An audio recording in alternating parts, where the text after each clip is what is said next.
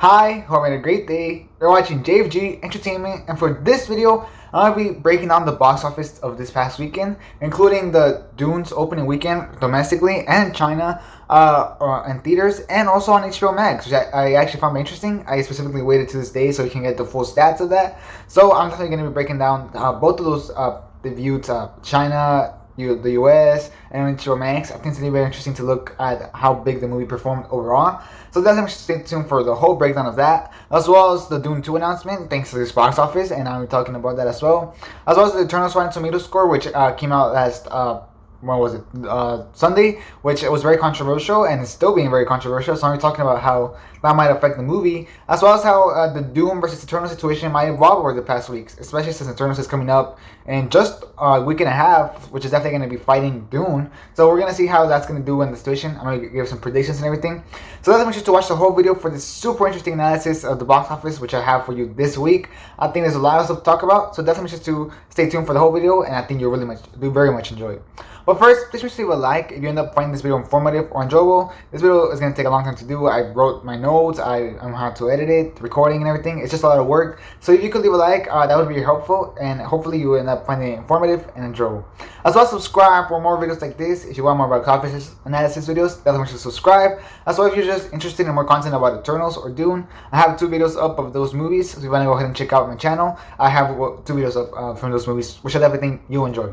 And lastly, make sure to comment down below on whether you saw Dune this weekend and what do you think about it, as well as how happy are you that Dune 2 got announced. I'm definitely very curious, so definitely tell me that down in the comments. Okay, now let's get started.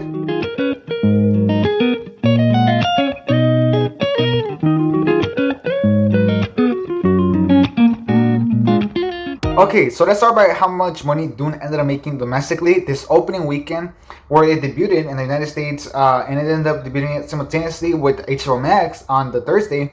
So it actually opened a day earlier than most movies, and the movie ended up making $41 million this opening weekend, which is massive. It's the biggest opening weekend for Warner Brothers this year, 2021, which is beating Godzilla vs. Kong's 2021 record of Warner Brothers, which was $31 million. So it beat it by $10 million, which is crazy. That means it also beat other movies like Space Jam 2, The Suicide Squad, Mortal Kombat. Also, the type of movies, it also beat those, which is massively crazy to think about. Like, wow, Dune really did a great job on the box office this weekend. And this is great news for Warner Bros. As well, as you can tell, they needed another hit, and they definitely got one with this movie. It is also the biggest debut for the director himself, Denis Villeneuve. I'm sorry if I mispronounced his name, but that's great for him as well. He really was worried whenever they announced that the movie was going to get moved to HBO Max, that this movie was going to massively underperform in theaters, and clearly it's honestly overperforming from expectations right now. So that's crazy. I'm really happy for him.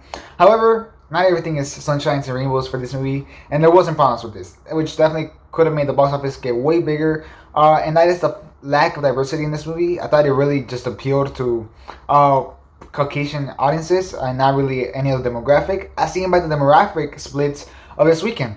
For example, 55% of them were Caucasian. 55% of them. Usually it's around like 42, 41%. So for this one to have 55%, that's massive. 21% were Hispanic. So at least I guess they got some Hispanic demographic interested in it, but not enough, clearly. 9% of them were black. Only 9%. Now, that is crazy. That is really low for this demographic. And that's a problem they need to fix ASAP, because that can really hurt the box office if they don't have a strong black character inside the movie.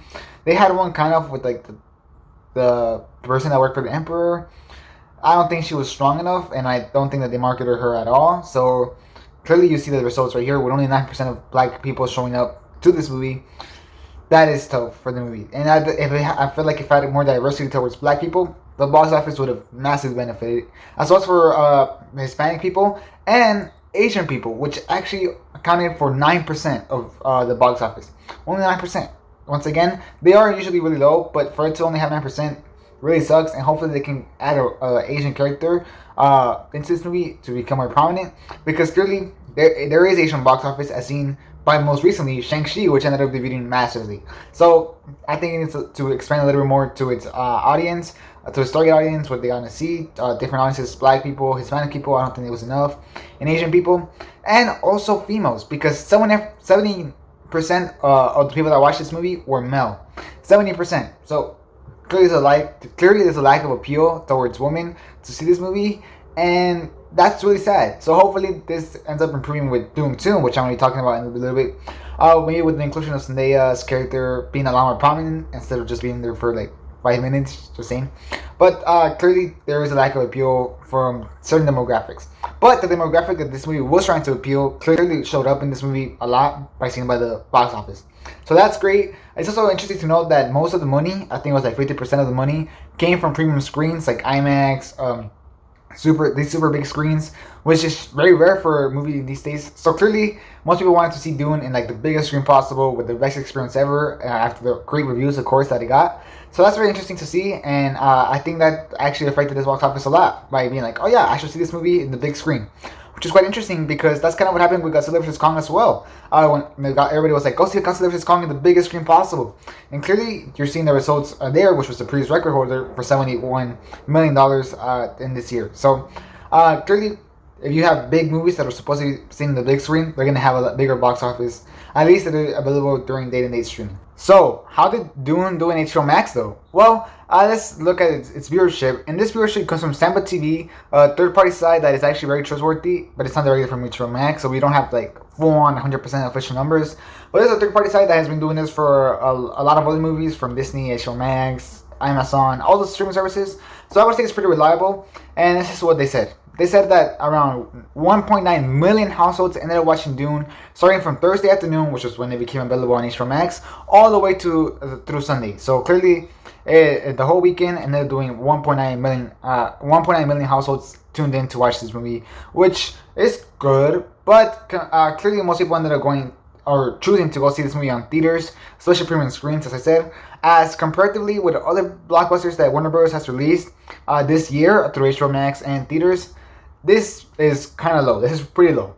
For example, Mortal Kombat ended up doing 3.8 million households on just 3 days. It didn't have a Thursday afternoon showing. No. It was just in 3 days. Ended up doing 3.8 million households ended up watching it in those 3 days, which is almost double from what Dune got. If not, no, I think it is double. It's double from what Dune got during this viewership. So we can see that, yeah, it didn't do that great in HBO Max. Godzilla vs Kong, which was the previous record holder for the biggest opening weekend that Warner Brothers had this year, had a 3.6 million households of viewership on its 3 days as well, which is also almost double what Dune got in HBO Max. So clearly, it didn't do so hot on HBO Max. Even Space Jam: A New Legacy ended up beating it, which is quite crazy. So yeah, HBO Max was not the way that people ended up choosing to see this movie. So it's interesting to see that because clearly you can see that that's probably why it got such a big box office in theaters, which is kind of crazy. You know, it's like we're to compare it to other movies because we do wonder what if those HBO Max views were kind of into the tickets. How much would that get? How much would Dune actually rank in between those movies? I'm quite curious. But it's still quite interesting to see that it did do better than actual streaming movies though, or actual streaming original content, which is interesting because they ended up doing slightly better than Zack Snyder's Justice League, just by a little bit, just by a little smidge. But also ended up doing better than Hamilton, which was a huge hit for Disney Plus last year, and Borat. So clearly, compared to actual original content from streaming services, this movie still did amazing. But not compared to other big blockbusters that were released on HBO Max this year. So it's interesting to see that. It's not at the bottom of the list either, but it's not nowhere near the top. It's like bottom 10. So interesting to see that, and quite crazy as well. And as I mentioned earlier, it was probably because most people were like, you gotta see this on the biggest screen possible. And many people believe that. Many people were like, yeah, I gotta see this in the biggest screen possible for the best experience, which is why they went to go see this movie on premium, big IMAX screens. Just like Godzilla vs Kong ended up having that same sort of effect. They were like, you can't see this at home. You gotta see this at a big screen, big two titans fighting, which clearly ended up working out for that movie, and it's clearly ended up working out for Dune box office wise. So it's really interesting to just see this stats, and I find them fascinating. Overseas, Dune actually ended up doing pretty good this weekend as well. I ended up getting debuted on China this past weekend along with the US debut. One of the very few rare movies that are actually getting Chinese releases this year, which is great for this movie because Chinese box office actually really matters to a movie. As we've seen by how much the box office has been hurt from Black Widow and Shang-Chi. So very glad that this movie has a Chinese box office release. And it ended up getting $22 million on its opening weekend, which is actually pretty soft for China. But actually, there's been a lot of talk that China actually just got a new outbreak of coronavirus over there, so a lot of theaters are closing and everything. So all things considered, I think it's doing decent. I guess it's not doing great, but it's doing decent. Clearly, there wasn't that much appeal for Chinese audiences, but clearly there was still some people that were like, "Yeah, we gotta go see this movie." Like I said, it was missing that appeal for Asian audiences, but there was still some people that were like, "Yeah, we gotta go see this," so they went to go see it. And ultimately, the Dune overall, overseas, just overseas, not kind of domestically, ended up making $47.4 million this weekend, as they'd already had it open in a lot of other markets weeks past, really weeks behind since when did the Carnage open. It had already opened in some markets, and this weekend ended up making $47.4 million overseas. So that's pretty good. It's really good, to be honest. Obviously, China was the main lead in that, but there's still a lot of other markets that have really contributed their money, and it was really good for Dune. So with these new $47.4 million added from this past weekend that they earned overseas, the movie overall has $180.6 million overseas or internationally without the domestic box office, which is really great. And with the domestic box office, it has a box office of $220.7 million worldwide, which includes the domestic box office and all the overseas markets that it's opened in. So that's really good for this movie. It's great, actually. So really happy for this movie. It's actually tracking on par or actually beating by smidge Tenet. So that's really incredible. It's really great for this movie to do that, especially with a HBO Max simultaneous release. We'll see how it holds up this upcoming weekend with HBO Max simultaneously being released. But like I said, the premium screens the appeal or the premium screens demand is definitely going to stop such a massive drop from the second weekend, or at least that's what I'm expecting and predicting. Legendary also finally announced and confirmed that Dune 2 is happening, so that's great. Great to finally have the assurance that yes, Dune 2 is happening, especially after that cliffhanger they left off in the movie. So great. Clearly this comes after it being a huge hit on the box office wise and really overperforming over expectations. So that's great, and I'm really happy for this movie. Denis Villeneuve is sure to come back to direct, and Hans Zimmer is back to score, as he completely confirmed himself. So this is great news all around. And the movie is set to come out in October of 2023 exclusively on theaters, which is key. Because Denis Villeneuve specifically said that he will not come back unless they made this movie exclusive to theaters, no longer having the HBO Max component, which is quite interesting. As well as also the premium demand for the premium screens, the big IMAX screens, definitely influenced the studio to be like, okay, yes, we agree, this movie will come out exclusively on theaters. So great news all around, and definitely very hard to know what how Dune 2 ends up turning out to be. Hopefully it has a lot more action, because that's what I want to see from Dune 2. I'm definitely very curious to see how it turns out. Let me tell me that below in the comments, what you're expecting from Dune 2, and how happy are you that it's coming out. Moving on to another movie, Eternals had its review embargo lifted this past Sunday, meaning the Rotten Tomatoes score came out, and it actually ended up surprising a lot of people, including myself, where the movie actually ended up landing at least at the time that I wrote these notes, at a 72% on Rotten Tomatoes, which is one of the lowest MCU rated movies ever. Sure, the MCU has a really great track of Rotten Tomatoes scores. They usually in the 90s or 80%, which is really good. So this doesn't mean that the movie is terrible. It just shows that this movie is not tracking on par critically with other MCU movies, which is really interesting.